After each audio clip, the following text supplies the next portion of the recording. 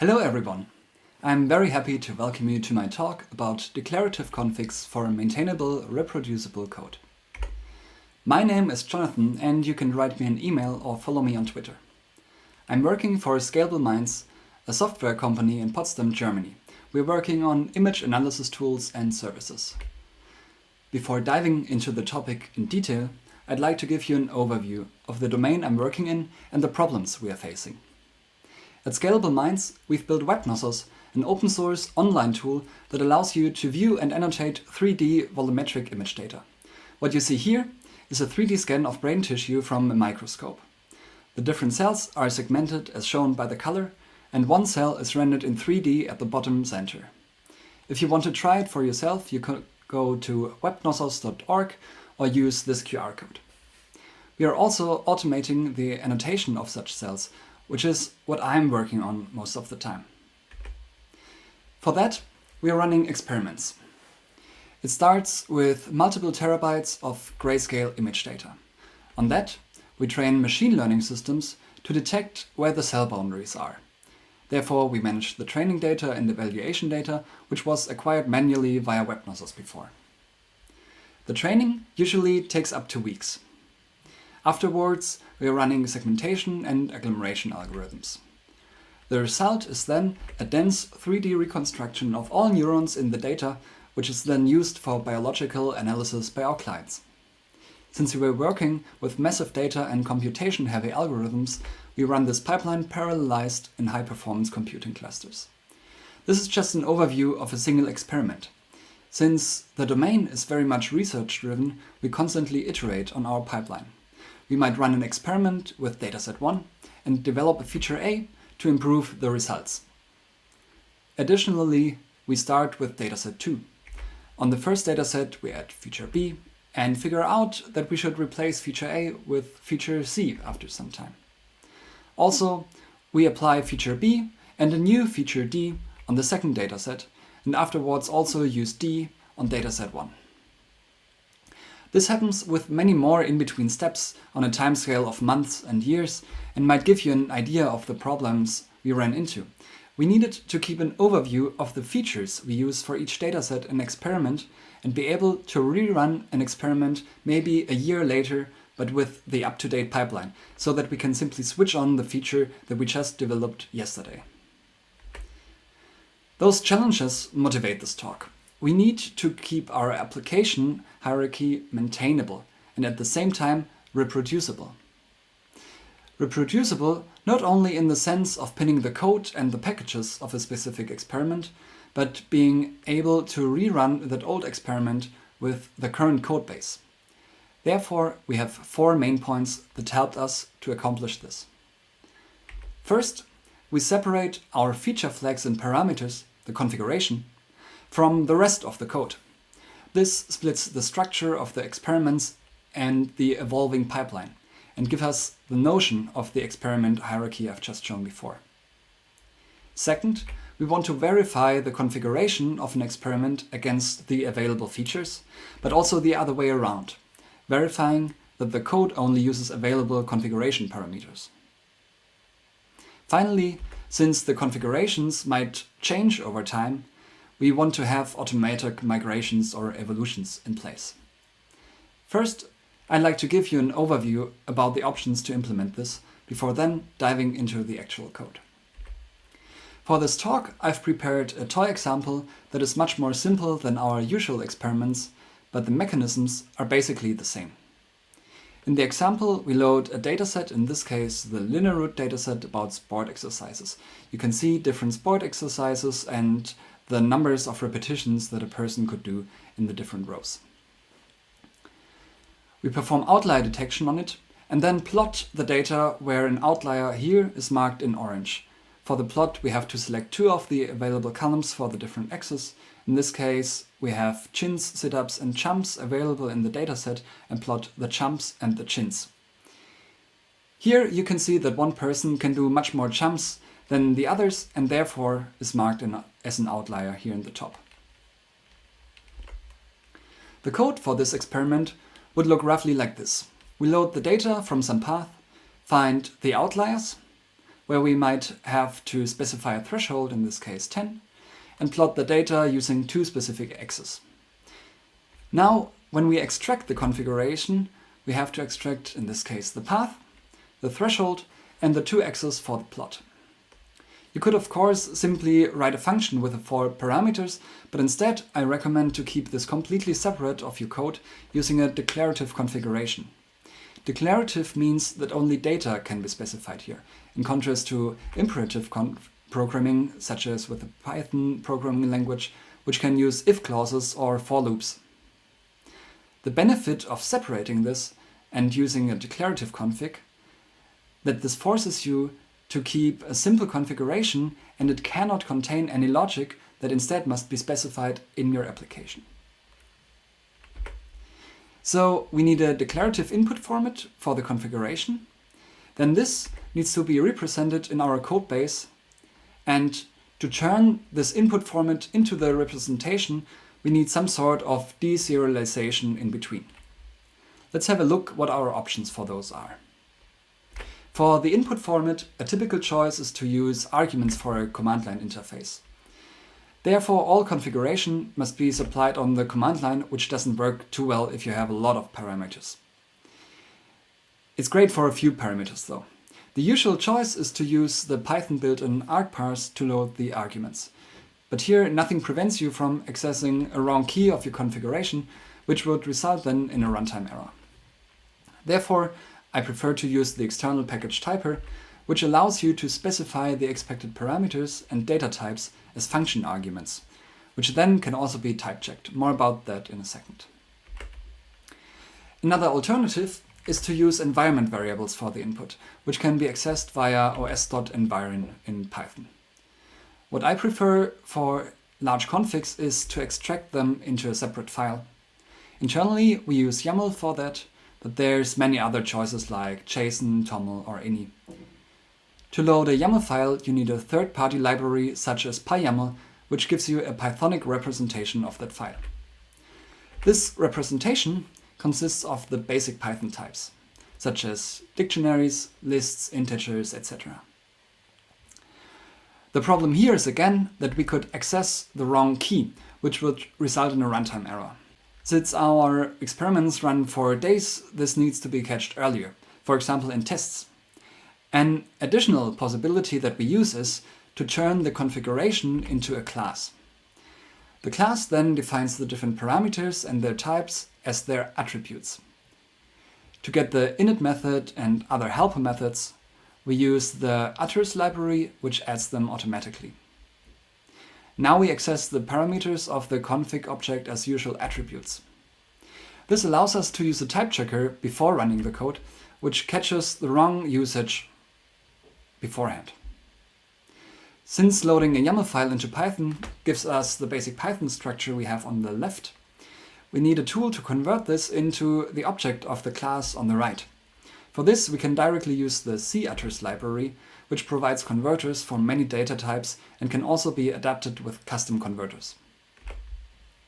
Before diving into the code, let's have a look at the landscape of possibilities you have if you want to implement a similar system.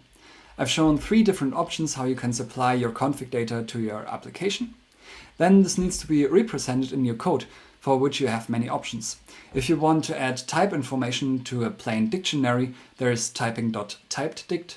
We're rather using objects of custom classes as shown before. To automate the special methods of those classes, you can use named tuples or data classes, which are part of Python. If you have more complex scenarios, you might want to use a third-party library such as Pydantic, which is great, or in our case, utters. I'm not providing a detailed comparison here, this would be just too much for this talk. To create an object of such a class, you also need a converter. TypeLoad is a popular library, Decide is specifically for data classes, Pydantic comes with built-in converters for its classes, and then there's cutters, which I prefer because you can write custom structures for your own classes. Finally, I'd recommend to use a type checker to validate the usage of the config objects in your code, such as MyPy or PyType. So let's see how this would look like in code. Here I've prepared the example I've shown you before in a Jupyter notebook. In this case, we're loading another dataset, the iris dataset, which is about flowers. We also perform outlier detection, this time with a slightly different threshold, and then plot the data where we choose 2 axes. In this case, the data consists of 4 columns with different attributes about sizes of the flowers. Also, we have specified here already which of the rows is an outlier or not. Then we see the result for the 2 different axes in the plot below. Also, I have another example, the one I've just shown before, with the linear dataset and another outlier factor here of 10. And we use, of course, 2 different axes to plot. Again, the chins and the jumps, and this results in just the plot you've seen before. So when we want to convert this code into a code where we supply a split configuration, you can start by just writing this config file. So in this case, for the first example, we would specify the dataset, iris in this case. We specify 50 for the outlier factor and the 2 different axes for the plot. We can do the same for the other example where we have another config, this time with a linear dataset, another parameter and 2 other axes for the plot. Now if we want to use this in our Jupyter notebook here, we have to specify a class as I have shown before. So in this case, it's the config-schema class where we have a dataset. We look into the dataset type in a second, and the outlier number, which is an integer, and the 2 axis parameters that are strings. So the dataset parameter here is an enum. In this case, we can just have 2 options for this enum, linear and iris. So to load now this configuration into an object of this config-schema class, we have to first load the file. When we have opened the file here, we load it with YAML load, which gives us a dictionary with just the structure of the file. Then we can use cli-args, which I've presented before, to structure this dictionary into an object of this class, the config-schema. So in the end, the result is the config here below with just the data we've supplied in our config file. This now can be used to adapt the code that we've seen before. We just check which of the 2 datasets we have. Then we use the parameter from the configuration for the outlier detection and also the 2 axes we've supplied. Now, instead of having the 2 experiments in the notebook, we can simply use the different configuration. Now, this is now for the configuration with the linear dataset. We load this configuration and rerun this part and generate the fitting plot here. Now, if you've made a mistake and you supplied here instead of plot y, plot z, you can check this ahead of running this using MyPy, the static type checker. In this case, using NBQA, which can run this on notebooks. We start MyPy using this notebook. And we have to save it before, obviously. And can now see that we have an error because we can't use plot z, which isn't part of our schema, but instead have to use y or x. So if we fix this again, we're back to no error. So what you've seen now is that we can separate our config and code using a declarative YAML config in this case. We can verify our configuration since we load it into our defined schema class using cli-args, and we can verify then the usage of this configuration in our code using MyPy. Let's have a look how this would be in a more complex use case.